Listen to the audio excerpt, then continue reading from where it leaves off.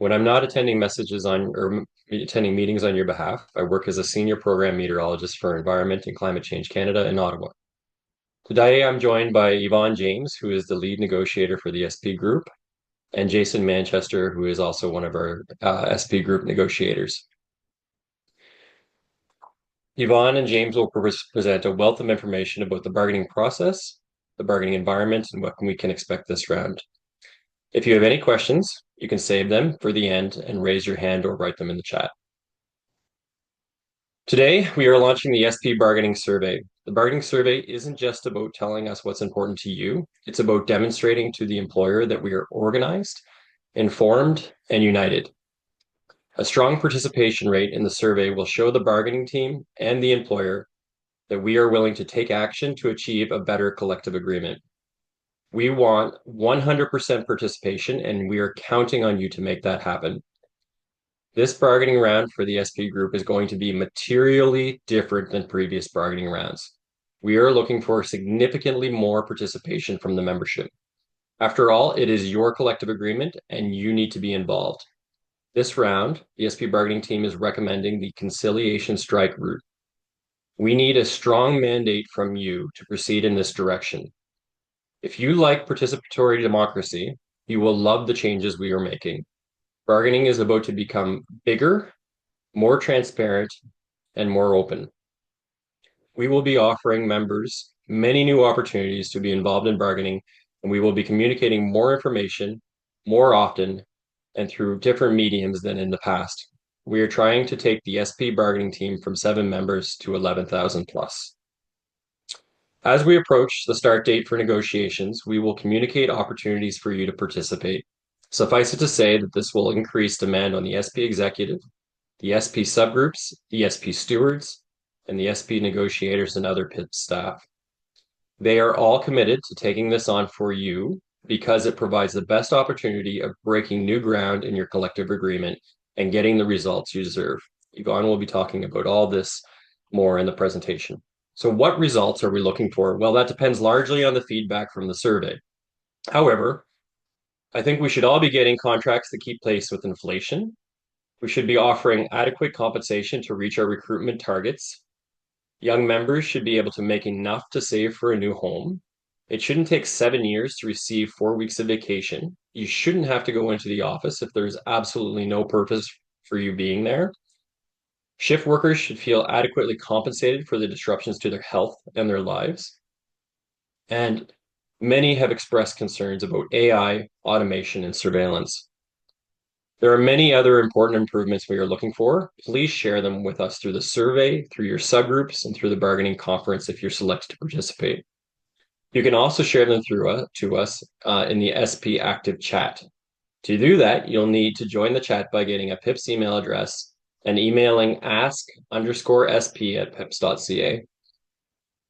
I believe today is the start of a new era for the SP Group. I hope some of these items that I mentioned piqued your attention and you'll listen intently to Yvonne and Jason and fill out the bargaining survey, and most importantly, ask some of your colleagues to fill out the survey as well. I'll now ask some of the executive members and bargaining team members that have joined us today to introduce themselves. So firstly, Marcel Baudouin, go ahead. Good afternoon, everybody, or good morning, depending on where you're from. My name is Marcel Baudouin. I am a patent examiner with CIPO, which is an operating agency under ISED. This is my third round on the bargaining team, and I am very excited with the opportunities that the SP executive and the bargaining team, and with the support of all the excellent, amazing PIP staff, is giving us to attempt to get you more involved in this round of bargaining.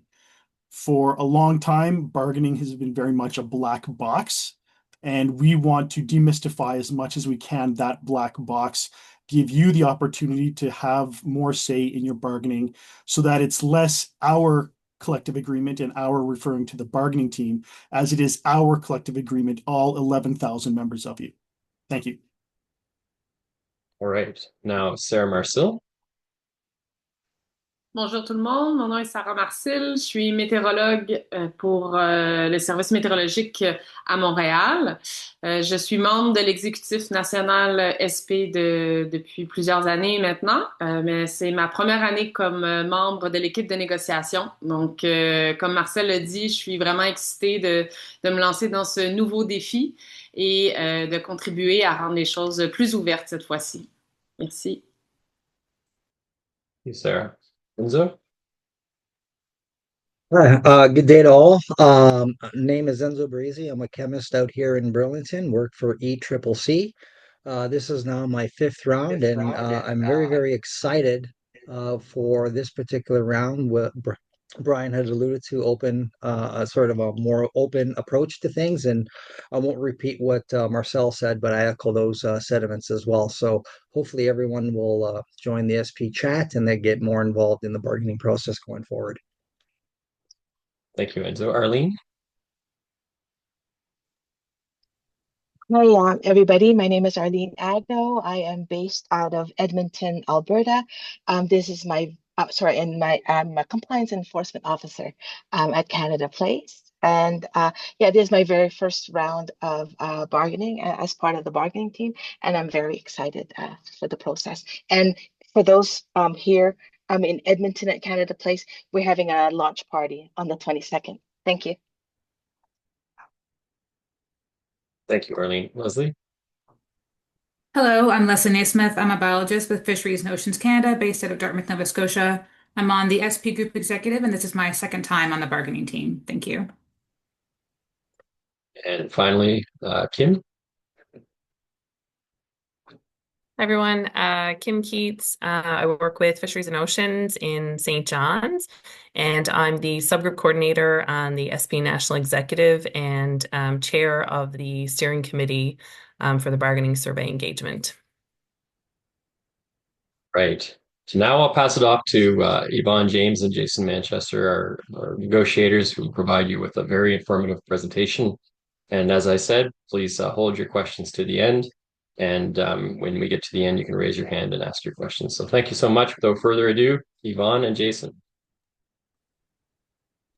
Thanks, Brian. And thank you to the bargaining team, the executive, and all the subgroup executives and all the members that are on the call today. So our goal and objectives today is to give you a very high-level overview of what to expect in this round of bargaining, what we're dealing with, how things are going to be different, and how you can stay as involved as possible.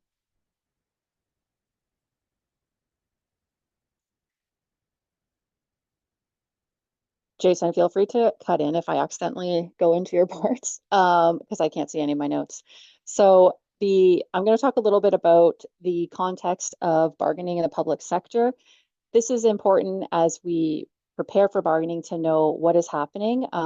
What Treasury Board brings to the table for other groups is a very strong indication of what they will bring to the table for us, and it is immensely important in how we prepare. This is a picture of your lovely bargaining team, which we call, we're going to call the small bargaining team. Ideally, all the SP membership is part of a much larger bargaining team and having say in this process. The bargaining team selection process started in 2024. Just a moment, Yvonne. I'm not sure if you've shared your screen. I'm not seeing the presentation. I haven't shared it all, but it is a good presentation, so I will. 1 second. There we go. Sorry. Perfect. Awesome. Okay. Thank you. I'm going to go back so that you can see a picture of your bargaining team. This is your bargaining team. I really love this picture, so I'm going to put it in every presentation where we have a bargaining update. The bargaining team selection process started in 2024, which you'll note, if you're familiar with the expiry of your collective agreement, is far in advance of the expiry. Your collective agreement doesn't expire until September 30th, 2026. This round is going to be like no other, like Brian said, and with that, preparation essentially began at the end of last round. With that, we knew that getting a bargaining team in place early was going to be essential to make sure that we had enough time to prepare as much as we could. The selection process was a call for interest that went out to all membership. A certain amount of seats are reserved the executive, and a certain amount of seats are open to the general membership.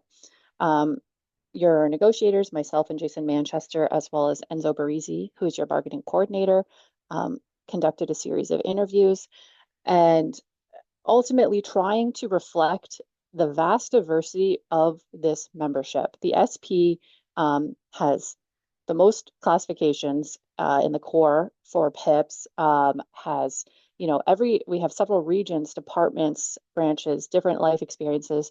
These are all things that we were trying to capture and reflect in the bargaining team. Definitely an impossible task, but we did the best we could. And that's also why we're looking to the membership in as many different ways as we can to make sure that all voices are heard.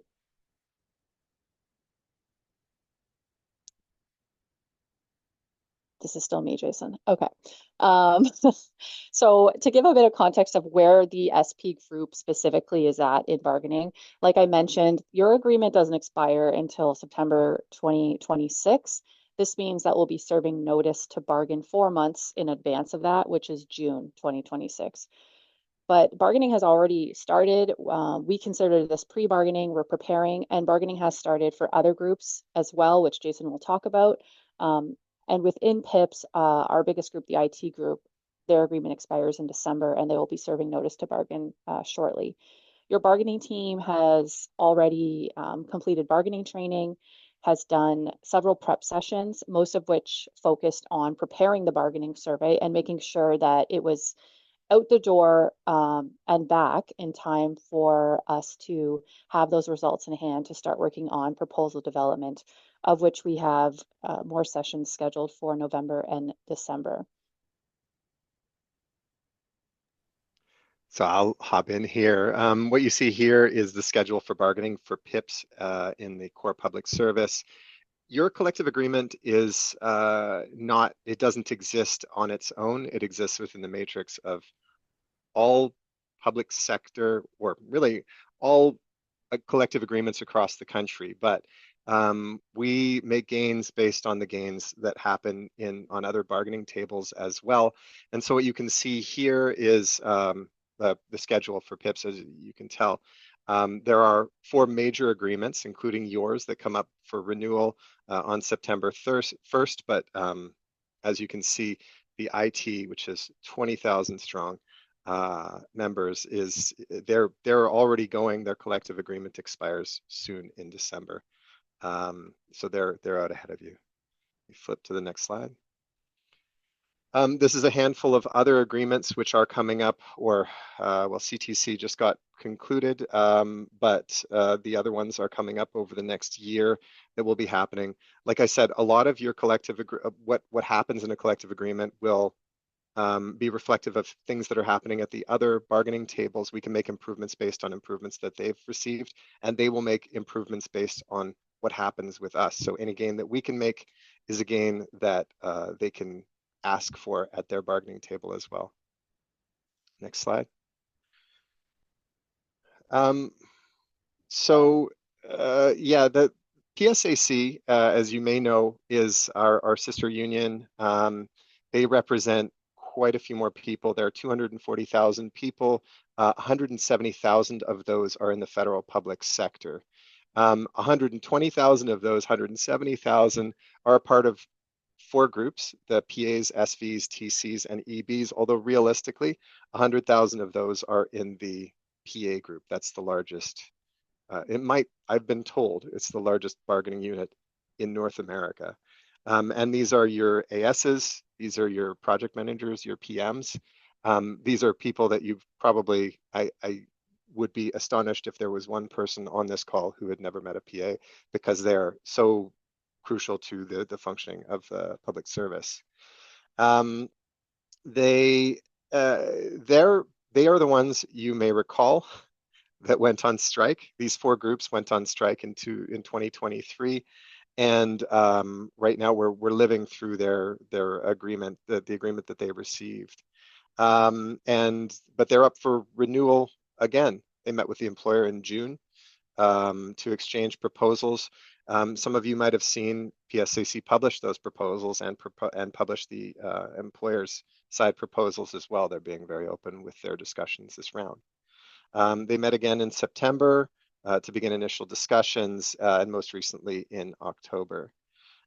So those groups are on the strike conciliation route, with the exception of the SV, who had voted democratically for arbitration. And yeah, but those agreements are all expired. I'll show you on the next slide. These are the PSAC collective agreements. They all expired in I guess spring and summer of this year, with the exception of the FB group. That's the border guards, who had also been pretty militant about their collective agreement.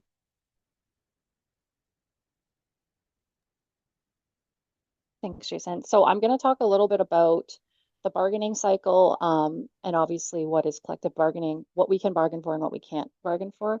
So collective bargaining is a fundamental right. It's a charter right, where you, through your chosen union representatives, you negotiate with your employer as a group to determine your terms and conditions of employment. This is instead of individuals negotiating their own contract. The idea of collective bargaining is to bring the power of the collective to the table to balance the scales, so to speak. The outcome obviously being a collective agreement. Where the SP group is going this round is really to leverage and enhance the collective part of collective bargaining. There has definitely been a movement in the public sector where collective bargaining is, despite the legislative mechanisms that are supposed to balance the scales, this has not been the case. We're in a situation where we are very much bargaining with the same people that are making the laws of bargaining, which has created quite a significant power imbalance that we're seeing play out time and time again. This round, we're looking to the SP membership to engage and step up into that collective and be part of bargaining as much as possible. Now, everything's negotiable, but everything is not negotiable in collective bargaining. We can negotiate anything that's in your collective agreement. So that is a large basket of items, including wages and salaries, all of your working conditions, job security, the grievance procedure, as well as professional development and training opportunities. I mention this because every round we do get questions about why are we not asking for or improving on certain items in collective bargaining, like health and dental, for example. And that is because these are not negotiable items. These are things that, for legislative reasons, fall under different boundaries and that we cannot address at the bargaining table. Those big items being any of the National Joint Council directives. This is where you see your health, dental, and disability directives. We cannot negotiate your pension as it's under the PSSA, classification, staffing. These are all items that are falling under different pieces of legislation. We also cannot negotiate anything that is in contravention to an existing piece of legislation or law. So we can't put anything that is essentially illegal in your collective agreement. We're going to talk a little bit about the bargaining cycle, just overall, to give you an idea of where we are and then what's to come. The pre-bargaining cycle is right now. That's where we are. I'm going to talk a little bit about that more in depth because this is where we currently stand. That's anywhere from 6 months to a year. For us, we've been preparing, we'll be preparing for more than a year by the time we get to the table. The during bargaining part can last anywhere from months to years. It is anything that happens at the table when we are in negotiations, including the dispute resolution mechanism or process, if you go through that, if you reach impasse at the table.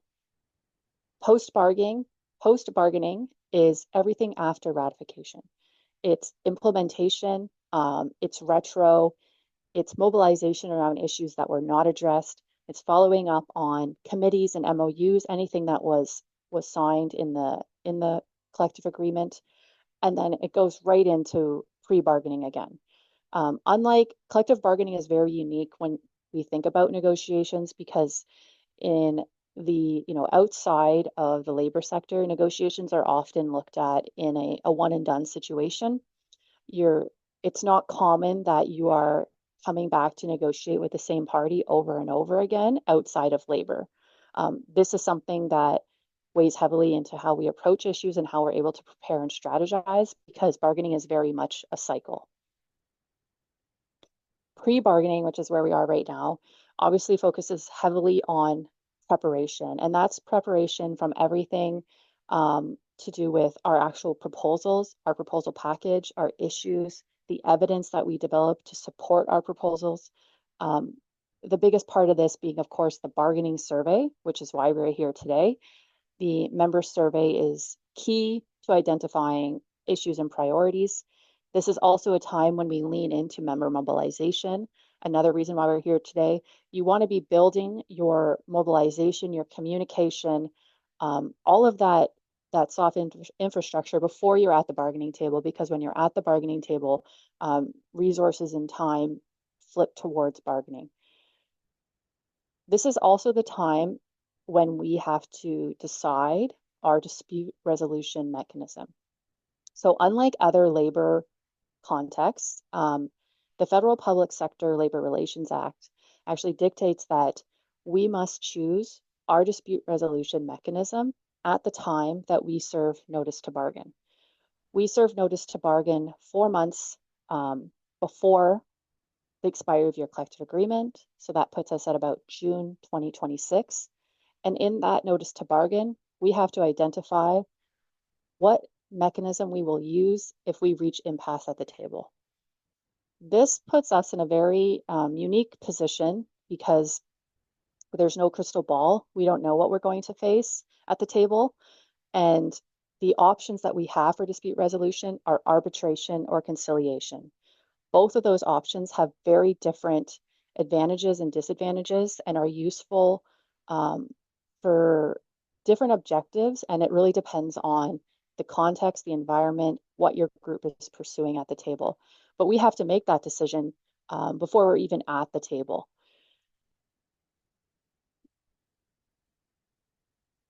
And so what happens when you actually reach, when you can't reach an agreement at the table and you declare impasse?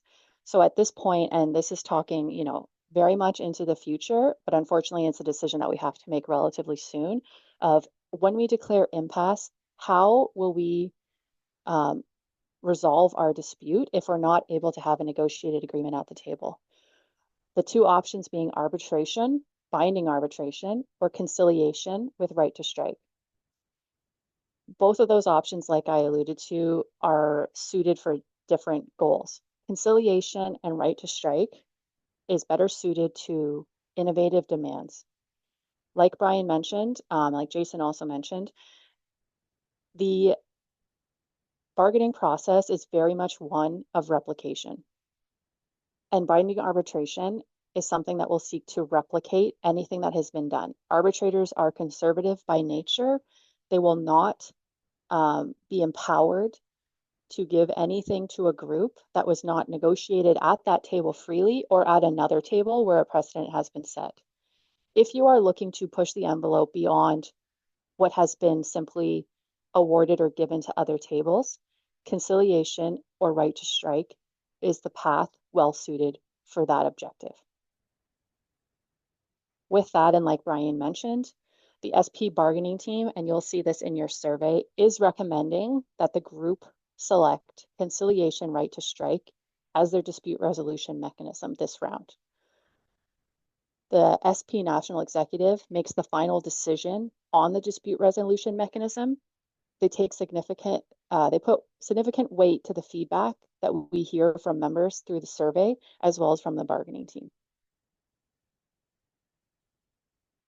So I'll just go really quickly over this. So the next, because we're going to be touching base lots throughout this process. So like I said, during bargaining, the process is we're at the table, we're negotiating, we're exchanging proposals, and we're actually reaching an agreement ideally. And then, like I mentioned before, post-bargaining is ratification, signing the agreement, confirming all of the nitty-gritty that gets us into trouble if we're not extremely careful about it on implementation, pay notes, MOUs, committees, anything about distributing the new agreement, who translates it, who posts it, and of course, retro pay. And I'll turn it over to Jason to talk more about the survey and the engagement project that we've built around that. Yeah, so we are setting up a kind of an engagement plan for two reasons. First is to find out what the membership wants to a high degree of accuracy, but the second is to test and to ultimately exercise our ability to mobilize our membership. What we're aiming for here is 100% participation. As Brian mentioned, you will hear that several times because that's what we're aiming for. We want to ensure that everyone gets their say. We want to ensure that the data isn't skewed. We're all scientists here. We all know that a smaller sample doesn't give the same data as a larger sample. We want to make sure that everyone has a chance. This is also a tool to make sure that your bargaining team knows your priorities. This is the primary way that the PIPS bargaining team finds out the priorities of our membership. There are other avenues, certainly, but this is the data-driven tool that we can point to both among our members and with the employer at the bargaining table to say, this is what our members truly want, and this is why we're fighting for it. A high participation rate will demonstrate to the employer that the SP membership is both mobilized and engaged. And when we say our members want this, we're pointing to a survey that, pointing to a survey that has every member as a participant is obviously better.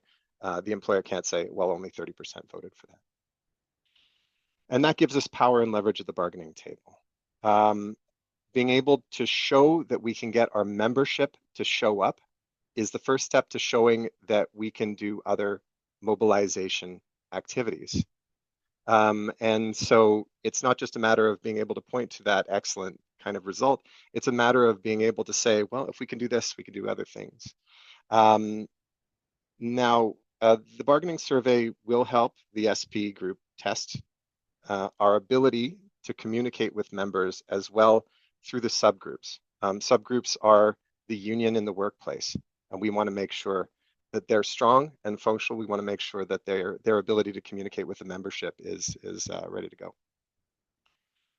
So I just want to point out to everyone here, there can be some issues on mobile phones, so the text does overlap on one or two questions.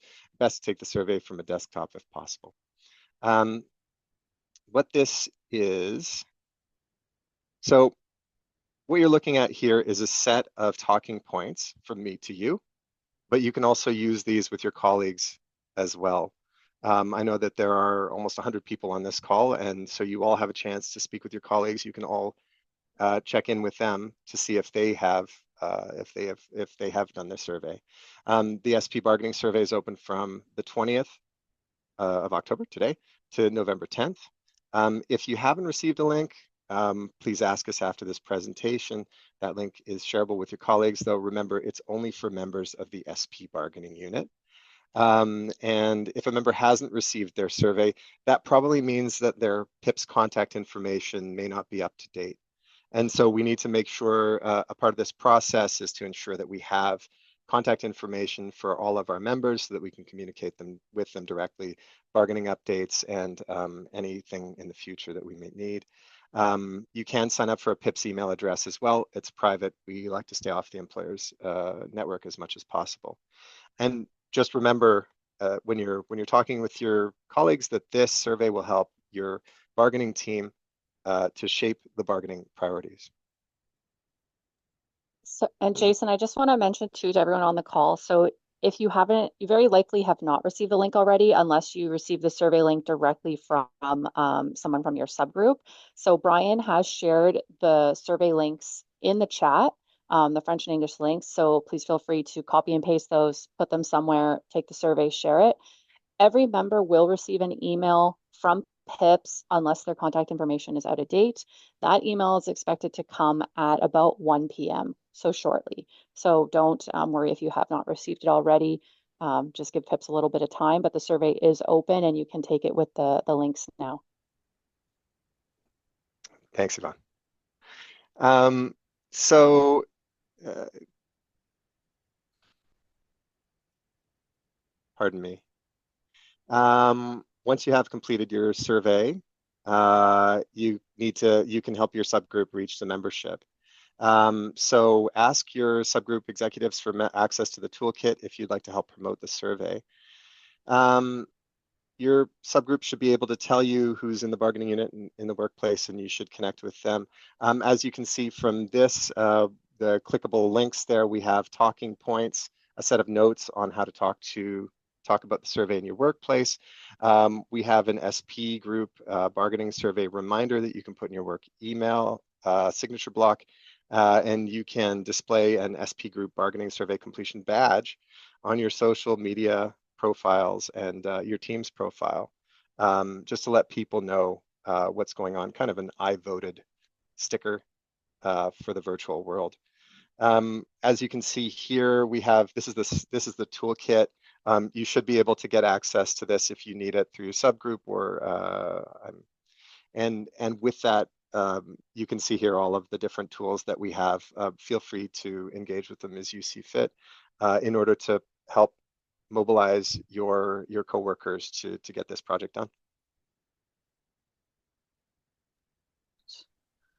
Perfect. So the toolkit is there if you need it. We're not sharing it broadly and pushing on it everyone, but if you would like the resources, please contact your subgroup and they can share them with you. We've tried to make it as easy as possible. And if you have any ideas, let us know. This is the first time that we're doing this, so it's very much a learning process. So for next steps, for you, it's please complete your survey. Please talk about your survey, talk about the survey. You don't have to talk about your answers to the survey with other members in the SP group. Share the link. If you want to get more involved, send an email and get access to some of those resources. Sign up for a PIPS email address if you haven't already. We're trying to build our communication infrastructure this round so that we can make sure we're communicating efficiently as we can and making sure that everyone's is getting the updates that they need. For your bargaining team, our next steps are prep. We are continuing to do prep. We have 2 sessions of prep scheduled for November and December. Those will be heavily focused on proposal development when we have the results of the survey.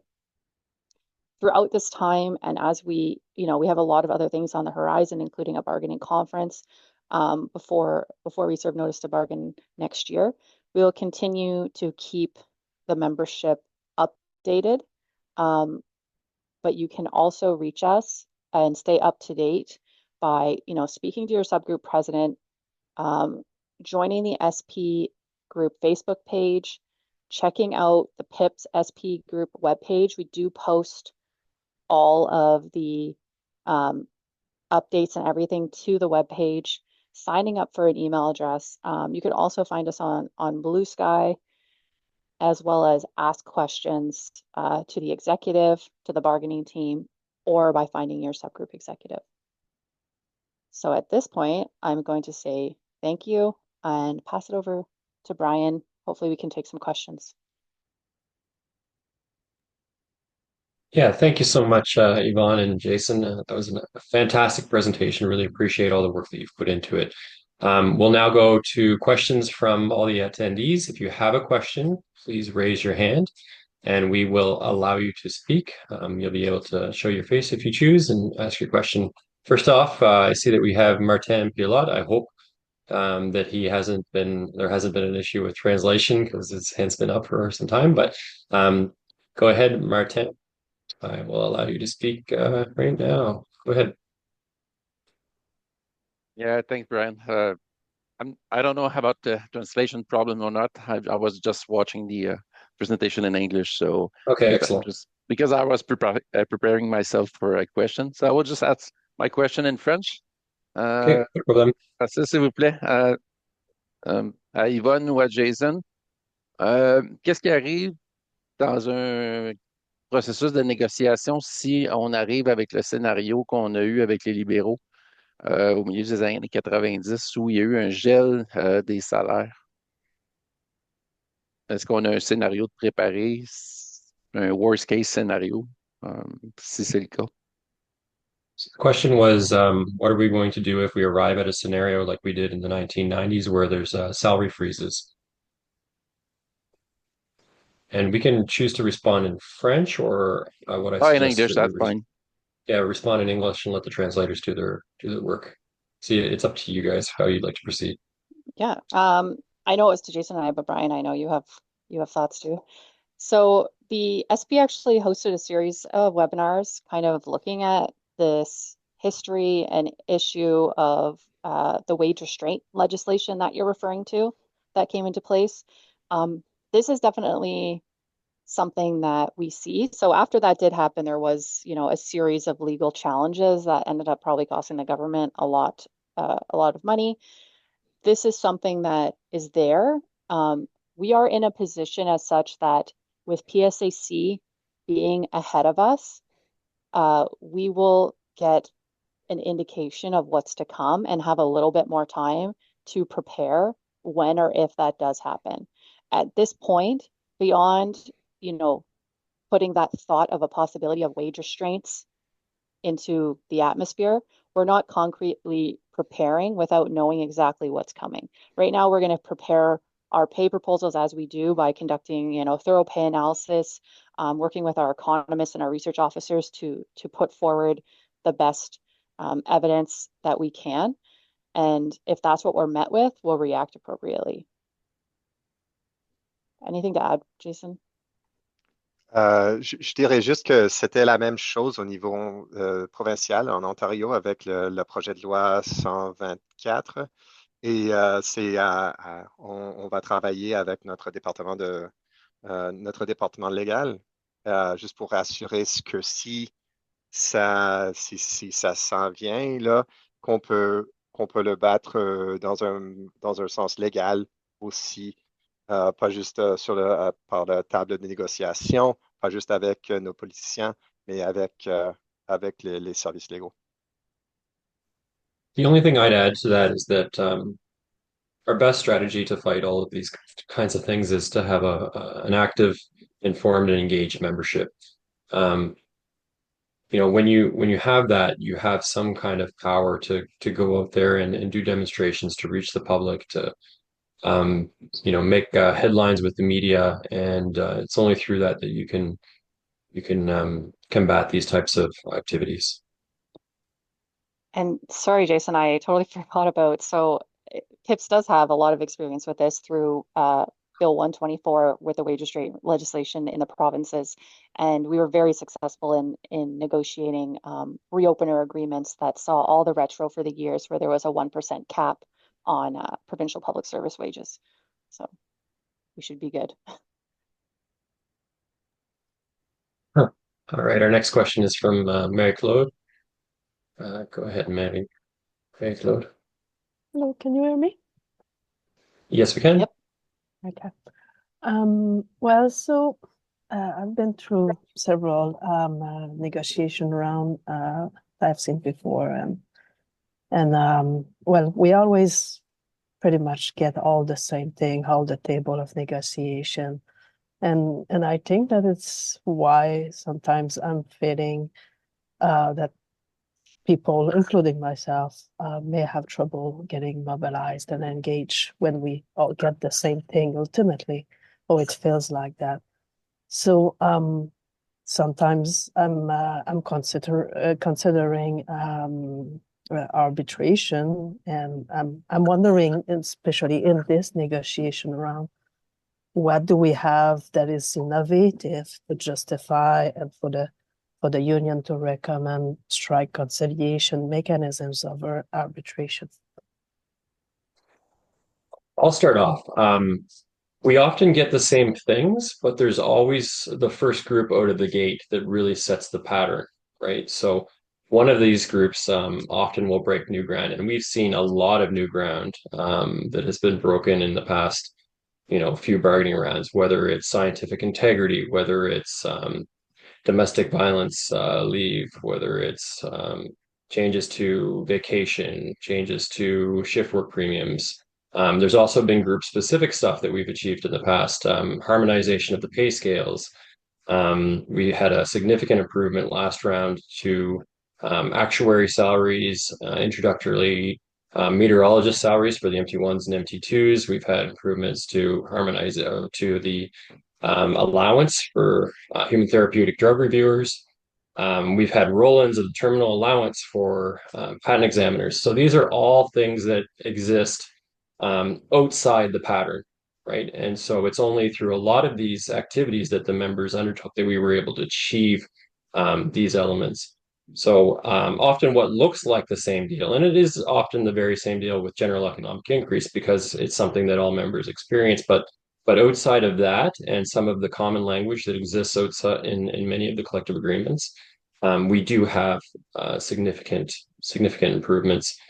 So I'll pass it off to Yvonne and Jason and anybody else, any other panelists if they have anything to add. No, I think that, Brian, you really highlighted very well kind of what those innovative demands and changes that we have been successful in negotiating at the table when we were on different routes each time. And this round, given the environment and what we know that the pattern is not going to suffice for the SP membership. And looking to make those innovative changes requires, an innovative approach. I see Marcel. I think you probably want to, go ahead, Marcel. And I just want to add that there's 8 of us on the bargaining team plus our negotiators. If anybody has any suggestions on things that they think would be a good ask or demand, send it to your subgroup and the subgroup can send it on to the bargaining team. We don't pretend to be all knowing and all full of all of the wisdom to make what we come up with, and we acknowledge that we may have blind spots because of our own experiences. We rely on our membership. That's all you folks out there. Send us ideas. If you think there's something that could be improved, let us know what the problem is, how it can be improved. Send it to your subgroup president, and your subgroup president will send it on to us. The way we get a better bargaining result is by all of us participating. Thank you so much, Marcel. I'll move on to Jocelyn Nelson. I'm allowing you to talk. Go ahead, Jocelyn. I still wrote the pitch survey this morning, and there were a lot of promises about being able to have our say about what is important for bargaining. But there are actually very few questions that actually outline what you're able to put, and there's nowhere to put what we think the survey is now. So, apart from emailing our subgroup president, how else are we going to? I'm just going to pause you, Jocelyn, because I see everybody leaning in and I cannot hear you as well. Is it possible that you could move a little bit closer to your microphone? We're having trouble hearing you. And start your question from scratch. Yeah, we still can't hear you very well. It sounds like you have your mic set to a different headset or perhaps your laptop or something. So click on the... Is this any better? Oh, there we go. Yes, perfect. Sorry, Wonderful. It was set to my headset, but unfortunately my computer is supposed to be replaced back in March and it still hasn't happened. So it's just a fun thing. And on that note, I did fill out the survey for the bargaining survey, and I'm part of my group's subgroup. And we are supposed to be going around telling everyone how important this survey is to fill out. But I found that many of the things we're actively told to tell people that why it's important to fill out the survey aren't actually part of the survey. And there's nowhere for a member to put in what they feel the survey has missed. And you did mention if they feel that things have been missed in bargaining to email the subgroup president, but isn't that what this survey is for? Like, I'm surprised that the subgroups didn't get a chance to weigh in on this survey, given how hard it's being pushed and how little is actually in the survey. So I'm just confused, I guess, about how we've gotten here with the survey not really actually covering that much. Like, I'm trying to figure out how I'm going to be pushing this survey to the members to get everyone to get to 100% when it feels like it's a check mark exercise so that we get to 100% rather than actually getting input from the members. Like, have I missed something? No, you haven't missed anything.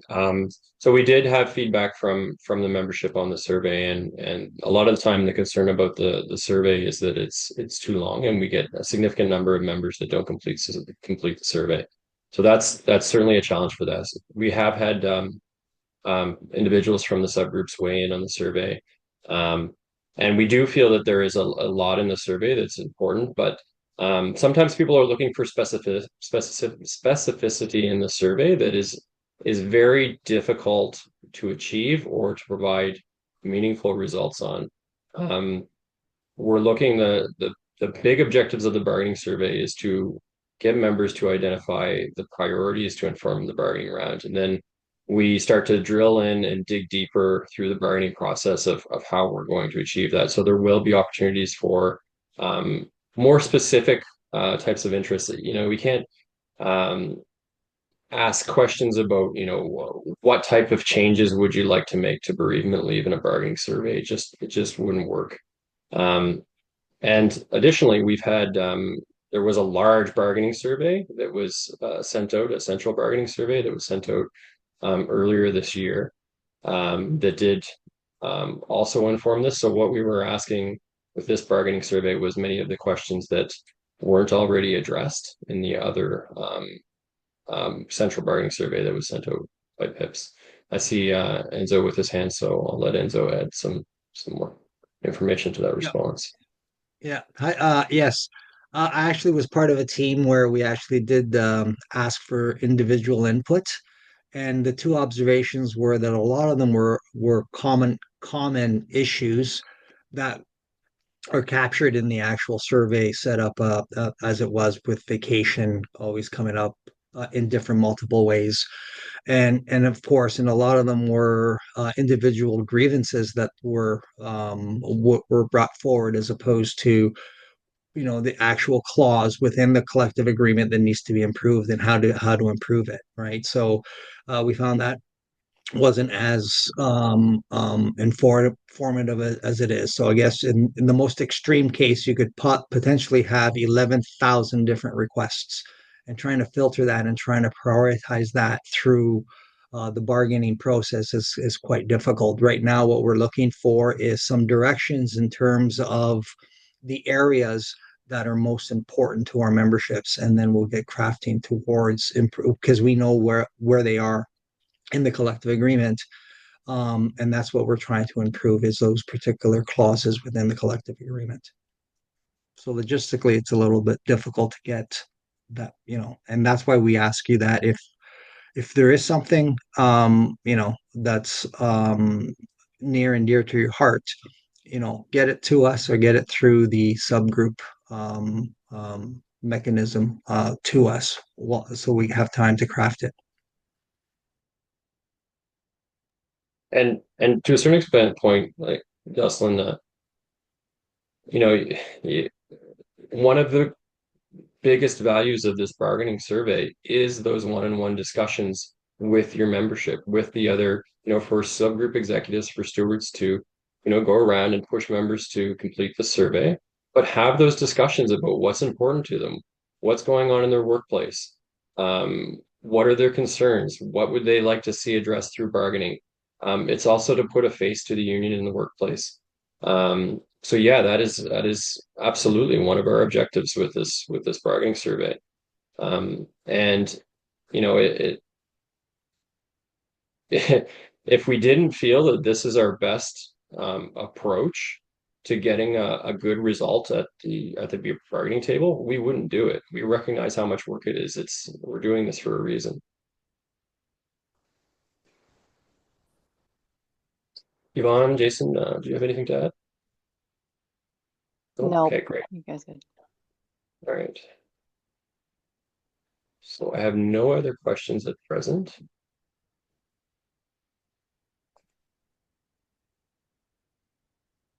We'll wait for a few more minutes to see if any other questions pop up.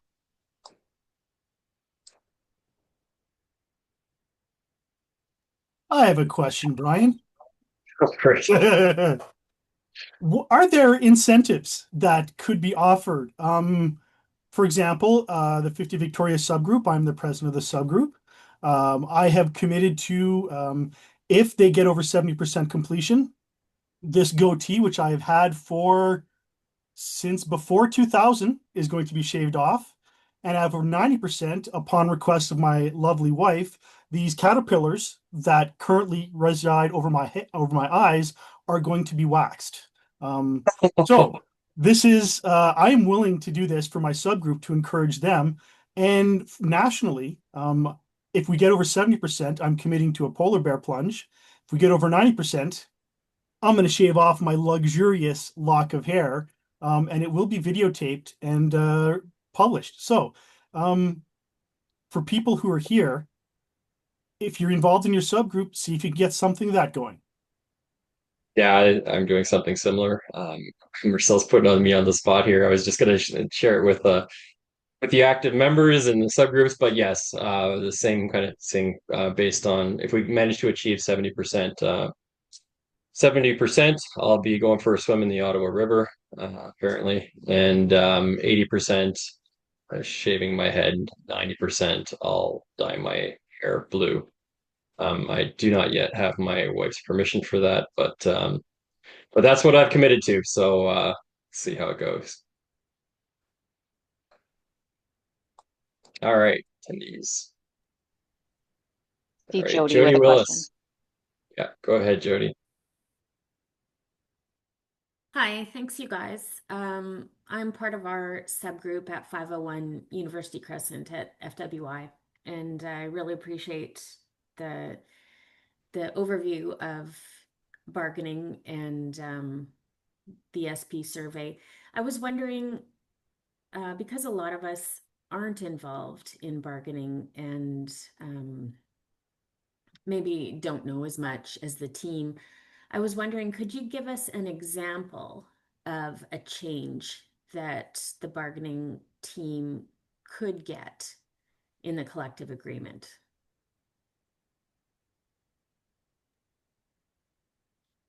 Most of the time, it's, a language change in the CA. So could you give us an example? I'm pausing because there's been so many, like so many in the past, and I'm just trying to pick out, some good examples. So I have mentioned already the types of changes that we've had. We have doubled the night shift premiums over the past decade for shift workers. Bereavement leave, we've introduced more flexible language. I mentioned before, scientific integrity was a huge one.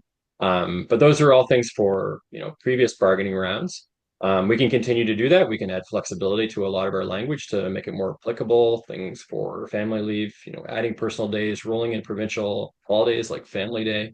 I know it's been a big one.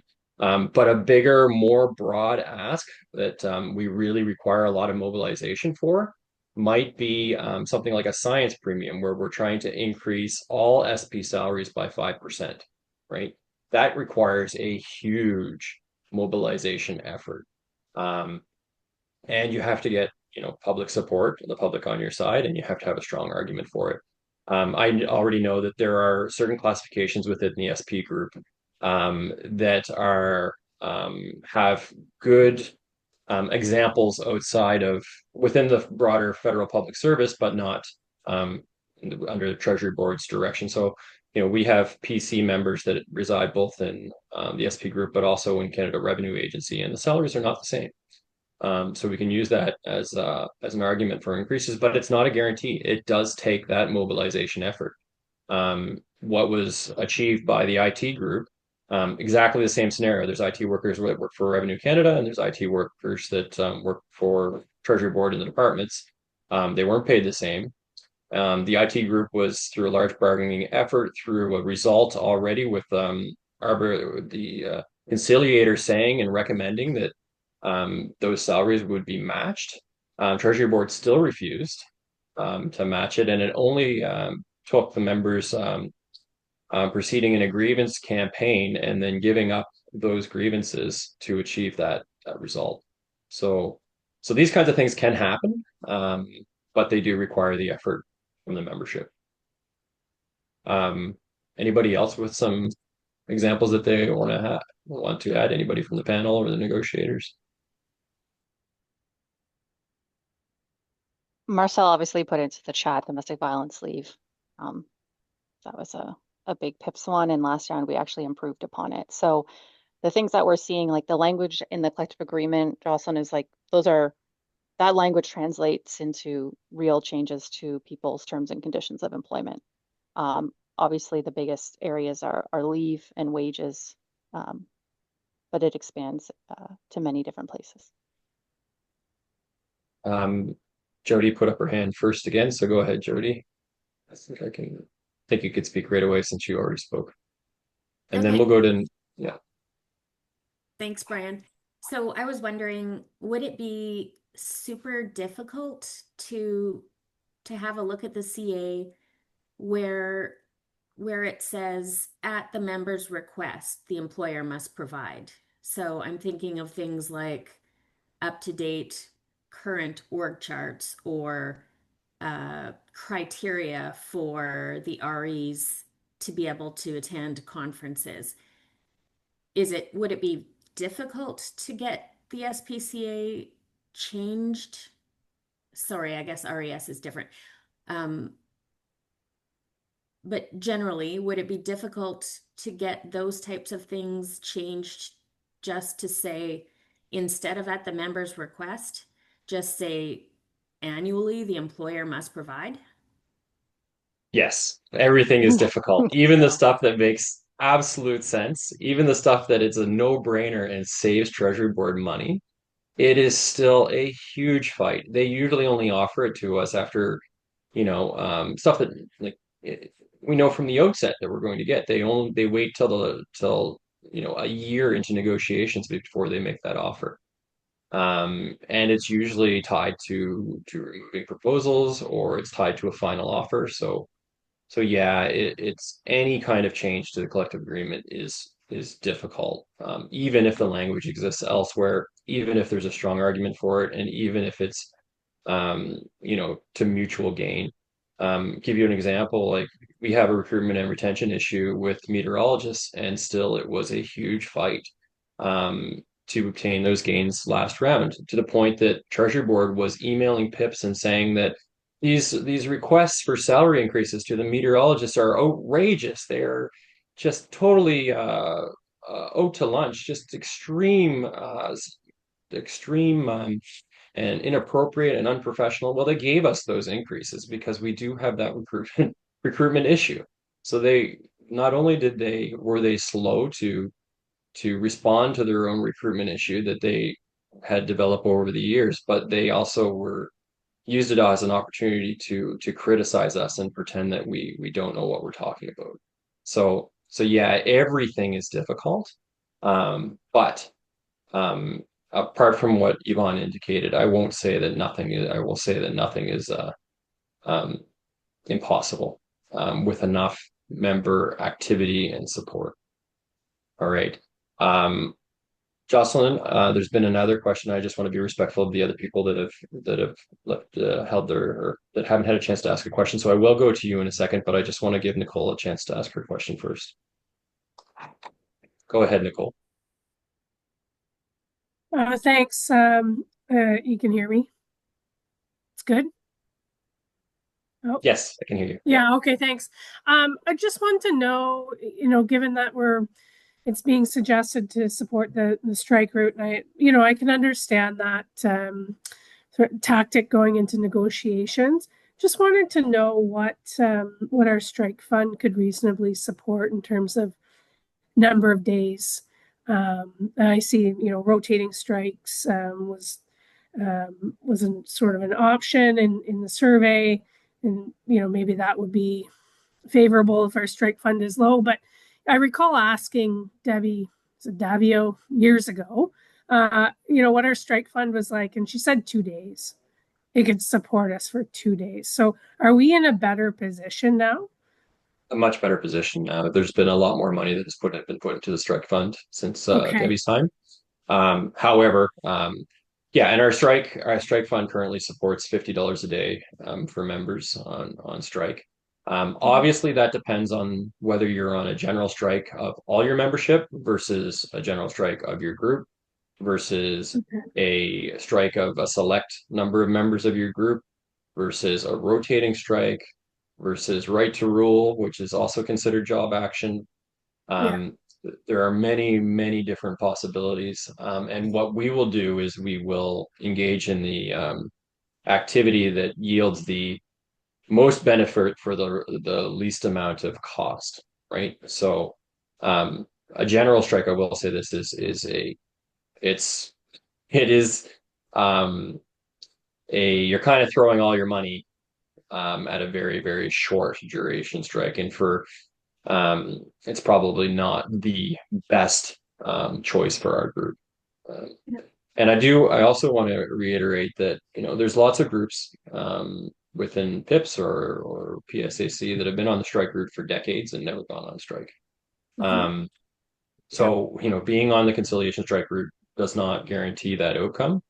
It just provides that alternative dispute resolution mechanism, which is ultimately the pressure that's placed on the employer to provide the best possible final offer at the bargaining table. So when the employer says we are not going to move anymore, this is it, they have to consider that we might not accept that, and then they either have to go to binding arbitration or go to strike. So being able to exert pressure and being able to actually have a credible strike threat will assure that we get the best possible final offer.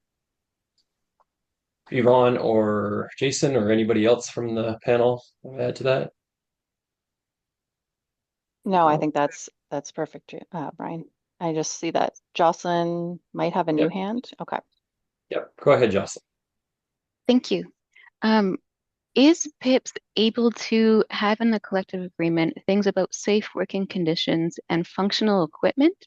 That was something I was hoping to add to the survey, but there wasn't a comment box for me to add because I live on a fault line and my building's earthquake protocol is run. You don't even duck and cover anymore because of the state of our building. And it has been brought up by my subgroup president. She no longer comes to the building because she refuses to work here because of unsafe conditions. But very little has been able to be done. And as I'm sure we're all aware, the computers we get through IT are not great. And to point, it does actually affect us doing our jobs. So since we don't get a say in our computers, is this something that PIPS can negotiate for to say that we need to actually have functional equipment to do our jobs? Because as much as the government says they're worried about efficiency, all they're doing is firing people. They're not actually improving the conditions for us to do our jobs better. That's the exact kind of thing that I want to be out talking to Canadians about, right? Having the equipment to do our jobs, actually being able to, progress the work for Canadians. I don't think a lot of Canadians know about the work that we do and how important it is, or how much we care about it. And often the situation is that the members care about the work and the services that we provide far more than our management does or the employer does. And it's a very unfortunate scenario. I will say there are already elements in the collective agreement that refer to OSH committees. That is where these concerns should be raised. That is the most powerful tool that's available to you. So raise these concerns about the fault line to the OSH committee in your workplace. And then if you're not getting the results that you're looking for, take it up with a steward and ask specifically to bring an ERO, an employee relations officer at PIPS, into the conversation, and we'll see if we can progress it further. If we can't progress it further that way, that's when we look at whether we can improve the language in the collective agreement, whether it's possible to introduce something that will allow us to resolve that situation. As far as the materials in the workplace, there is some language around tech change. Nothing comes to mind specifically about materials that we use because I believe that's considered a management right. They have the right to equip you poorly to do your job. However, they cannot later on indicate that you didn't achieve your. They can't put the responsibility for not achieving outcomes on you simply because you didn't have the right materials available to you. So, if you're getting poor performance agreements, or your employer is giving you a hard time because you're not meeting deadlines because you don't have the tools and systems you need, well, that's the employer's responsibility, not yours. I know that's not the answer that you're looking for, because you do care about your work, and I've lived it as a meteorologist as well. But that is unfortunately the reality of being an employee, is that if your management doesn't care about the services they provide, it becomes very, very difficult to change that. There is another mechanism for raising those concerns, and it's through consultation. So you have a local consultation team, you have a regional consultation team, and you have a national consultation team. Jocelyn, I think you are with the Department of Fisheries and Oceans. That's correct.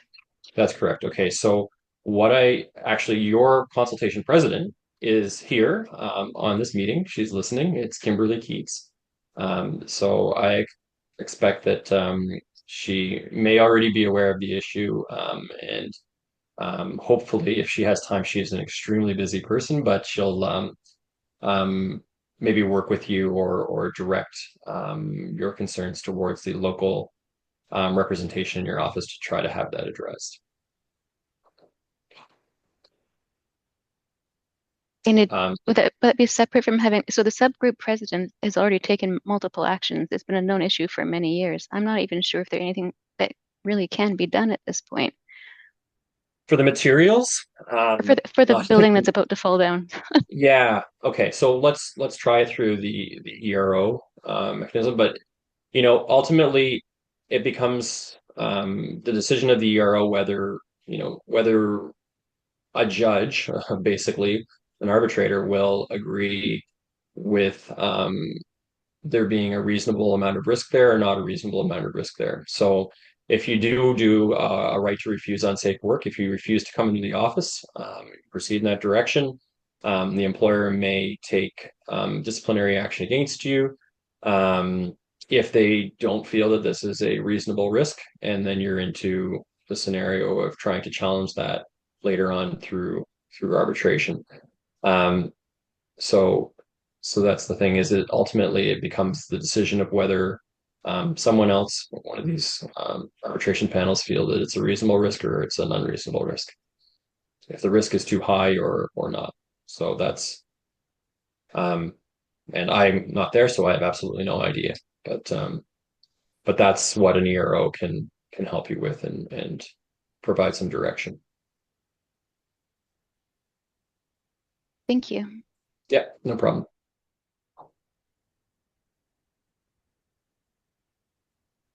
I do not see any more hands. Thank you to everyone for staying past one. Yeah. Thank you, Brian, for continuing to field questions. I do take the feedback seriously, though, Jocelyn, that you felt there was some things that were unaddressed. So this is like one piece of the puzzle. It's a very important piece, but it's not the only mechanism that we're going to be getting feedback. So please, everyone, continue to speak with your colleagues, with your subgroup, with the bargaining team. I put that contact information in the chat for you. Yeah.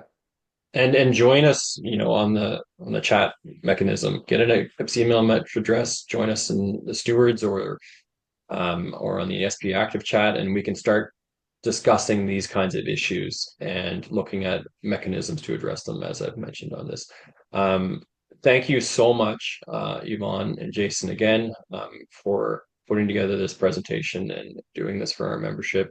Thank you all for attending. It takes you. I recognize that you took time out of your day to be here. I very much appreciate it. It's my collective agreement and my wife's collective agreements as well. You are doing me a favor by being here. I only have one ask, and that's that you go and talk to a couple other people in your office and mention the bargaining survey and ask them to participate in it.